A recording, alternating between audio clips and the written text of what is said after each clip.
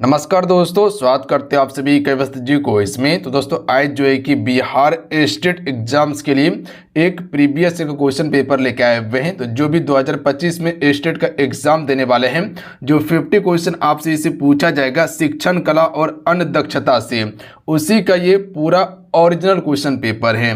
तो इसे पूरा आप कंप्लीट कर लीजिएगा। तो चलिए शुरू करते हैं। सभी एक बार सेशन को लाइक करके शेयर जरूर कर दीजिएगा। इसके अलावा सामाजिक विज्ञान का क्लास 9 और 10th के लिए 4 प्रीवियस ईयर का क्वेश्चन पेपर हम कंप्लीट करवा दिए थे PYQ। अगर आप सभी नहीं देखे जरूर देख लीजिएगा। ये आपका पेपर 1 और पेपर 2 दोनों के लिए है, ध्यान दीजिएगा आप सभी। पेपर 1 और पेपर 2 दोनों के लिए रहने वाला है, तो दोनों इसे कंप्लीट कर लीजिएगा। तो चलिए शुरू करते हैं। आइए फर्स्ट क्वेश्चन करते हैं। फर्स्ट क्वेश्चन है, देखिए किसी भी क्वेश्चन का आंसर पता होगा ना फ्रेंड, आंसर आप नीचे कमेंट बॉक्स में जरूर बताते चलिएगा आप सभी। और आप सभी को हम कहते हैं कि पूरा PYQ लगा लीजिए आप सभी और टेंशन फ्री होकर एग्जाम देने के लिए जाइए। आराम से प्रश्न को सही कर लीजिएगा आप सभी। देखिए जो सीखने की विशेषता नहीं है वो आपको बताना है। देखिए सीखना व्यवहार का संशोधन है, बिल्कुल सही कथन है कि सीखना व्यवहार का संशोधन है। सीखना हमेशा सकारात्मक होता है, नहीं, गलत बात। सीखना हमेशा सकारात्मक नहीं होता है, हो सकता है नकारात्मक भी हो जाए, क्योंकि जो चीज़ हम अच्छा सीखते हैं वो सकारात्मक है, अगर गलत चीज़ सीख लेंगे तो वो नकारात्मक होगा। देखिए सीखना एक सतत प्रक्रिया है, ये भी सत्य है। सीखना विकास और समस्याओं को सुलझाने की प्रक्रिया है, ये भी कथन बिल्कुल सही है। तो सही नहीं है ऑप्शन नंबर बी वाला। बात समझ गए आप सभी, बिल्कुल।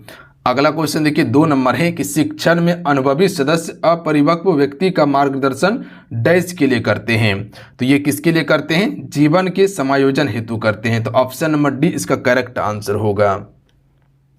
अगला क्वेश्चन देखिए 3 नंबर है कि मनोविश्लेषण सिद्धांत के अनुसार विचलित व्यवहार जो है ये किसके कारण होता है? तो देखिए विचलित व्यवहार जो होता है उसमें सक्रिय अचेतन मन के कारण और व्यक्ति की दमित इच्छाएं के कारण होती है। तो यानी कि ऑप्शन में सी दोनों इसका सही हो जाएगा।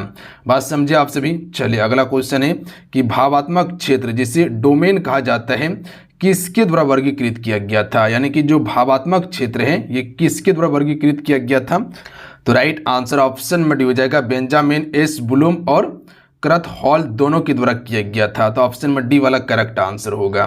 चलिए अगला क्वेश्चन देखिए 5 नंबर है कि मोनो शरीर क्रियात्मक क्षेत्र जिसे हम सभी डोमेन कहते हैं, इसको सिम्पसन द्वारा विभाजित किया गया था। तो देखिए ये 7 उपसमूह में विभाजित किया गया था सिम्पसन के द्वारा। बात समझे। चलिए अगला क्वेश्चन देखिए 6 नंबर दिया हुआ है कि निम्न पर विचार करें। उपर्युक्त चरणों को आगमनात्मक विधि के अनुसार क्रम में व्यवस्थित करना है। तो आगमनात्मक विधि के द्वारा अगर क्रम में व्यवस्थित करना है तो इसका right answer option number B वाला होगा। ध्यान दीजिएगा आप सभी। यानी कि सबसे पहले उदाहरण होगा, उसके बाद निरीक्षण होगा, उसके बाद सामान्यीकरण होगा, तब जाके सत्यापन होगा। तो बी इसका राइट आंसर होगा। अगला क्वेश्चन है कि एक को छोड़कर ईवीएस पढ़ने की निम्नलिखित विधियां डैश है। तो एक को छोड़कर ईवीएस पढ़ने की निम्नलिखित विधियां जो है व्याख्यान के माध्यम से समझना। ऑप्शन में सी राइट आंसर होगा। थोड़ा सा यहाँ पर ध्यान देने की बात है, बाकी बात इसमें ज़्यादा एफर्ट नहीं लगाना है आप सभी को।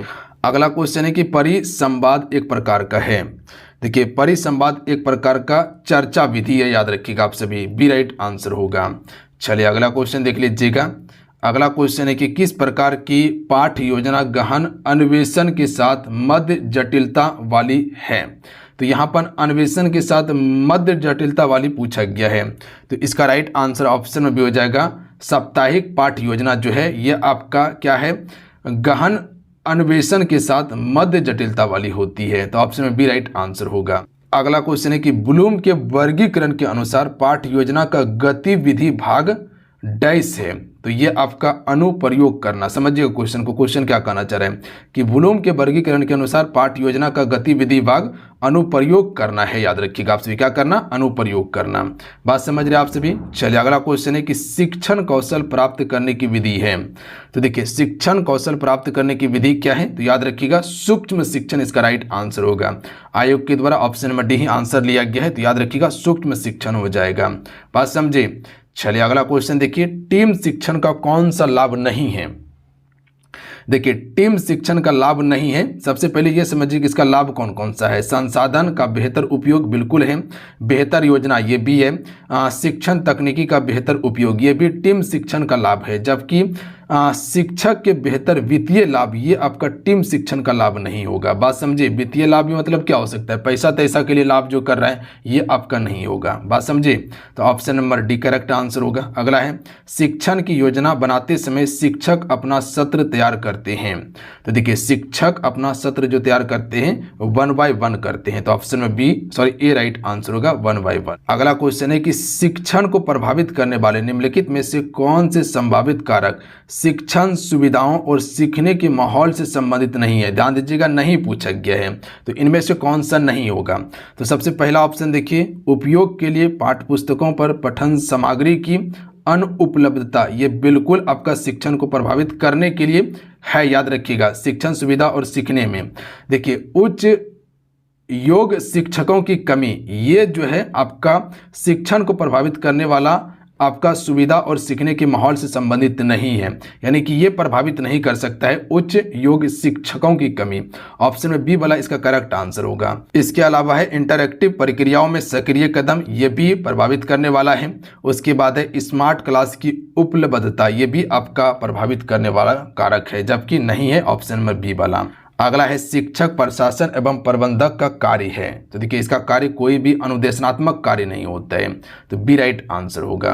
देखिए सभी सेशन को जरूर लाइक करते चलिएगा। देखिए आपका एक लाइक मोटिवेट करता है फ्रेंड, तो लाइक करके आप सभी सेशन को शेयर जरूर कर दिया कीजिए। अपना प्यार इस वीडियो को जरूर दीजिएगा, लाइक जरूर कीजिएगा आप सभी सेशन को। अगला है निकटवर्ती विकास का क्षेत्र संदर्भित है। तो इसका राइट आंसर हो जाएगा सी, एक संदर्भ को जिसमें बच्चे सहयोग के सही अस्त्र के साथ कोई कार्य लगभग स्वयं कर सकते हैं, वह आपका निकटवर्ती विकास क्षेत्र के संदर्भ में बिल्कुल सही कथन है, यानी कि option number C right answer होगा। अगला क्वेश्चन देख लीजिएगा, निःशुल्क एवं अनिवार्य बालक शिक्षा अधिकार अधिनियम 2009 दिव्यांग बच्चों की निःशुल्क शिक्षा के अधिकार को सुनिश्चित करता है। तो यह आपका 6 से लेकर 18 वर्ष तक के बच्चों के लिए आपका सुनिश्चित करता है निःशुल्क एवं अनिवार्य शिक्षा। याद रखिएगा आप सभी, दिव्यांग बच्चों के लिए यह अधिनियम कब लाया गया था, 2009 में। कितने वर्ष की उम्र के बच्चों को निःशुल्क बताया गया है, 6 से 18 वर्ष तक का। अगला है परामर्श कौशल का ज्ञान शिक्षकों के लिए आवश्यक है। राइट आंसर होगा छात्र के सीखने और कल्याण को बढ़ावा देने के लिए। अगला क्वेश्चन है कि एक शिक्षक की सफलता के लिए मूल्यांकन महत्वपूर्ण है या वह भूमिका है जो शिक्षक को खोज करने की अनुमति देती है। तो इसका राइट आंसर हो जाएगा उसके काम का मूल्यांकन की खोज करने की अनुमति देती है, सी राइट आंसर होगा। अगला है विद्यार्थी वर्ग में ध्यान तब नहीं देंगे जब तक। तो देखिए विद्यार्थी वर्ग में ध्यान तब तक नहीं देगा, मन लगा के तब तक नहीं पढ़ेगा जब तक विद्यार्थी के मन में जिज्ञासा विकसित नहीं हो जाए, तब तक वो ध्यान से नहीं पढ़ेगा। बात समझे, अगर आपके मन में जिज्ञासा ही नहीं है पढ़ने का तो कोई मतलब नहीं बनता है। बात समझे। अगला है किस प्रकार के परीक्षण आइटम अत्यधिक संरचित हैं। तो करेक्ट आंसर हो जाएगा सी, वस्तुनिष्ठ प्रकार की परीक्षा जो है सबसे अत्यधिक कह सकते हैं कि संचरित है। याद रखिएगा आप सभी, वस्तुनिष्ठ प्रकार की परीक्षा। अगला है निरंतर और व्यापक मूल्यांकन डैश द्वारा शुरू किया गया था। तो देखिए निरंतर और व्यापक मूल्यांकन जो है आपका NCERT के द्वारा शुरू किया गया था। अगला है MCQ में गलत विकल्प डैश हैं। तो देखिए MCQ में जो गलत विकल्प होते हैं ये विचलित करने वाले होते हैं, सी राइट आंसर होगा।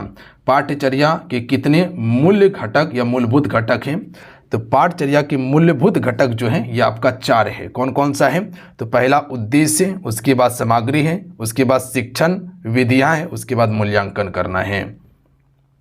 उसके बाद है पाठ्यचर्या का वह मॉडल जो प्रारंभिक स्तर से ऊपर नहीं जा सकता है, वो कौन सा होगा, गतिविधि पाठ्यचर्या मॉडल। याद रखिएगा आप सभी, गतिविधि पाठ्यचर्या मॉडल। अगला है कक्षा शिक्षण का मुख्य उद्देश्य क्या है। तो देखिए कक्षा शिक्षण का मुख्य उद्देश्य की बात किया जाए तो ये आपका छात्र के व्यक्तित्व का विकास करना ही इसका मुख्य उद्देश्य होता है। बात समझे। अगला है निम्नलिखित में से कौन सी शिक्षण का तकनीकी नहीं है। तो देखिए ड्रिलिंग तकनीकी, चित्रण और नाटकीयकरण ये सभी है, जबकि बालवाड़ी ये आपका शिक्षण का तकनीकी नहीं है। तो option number D right answer होगा।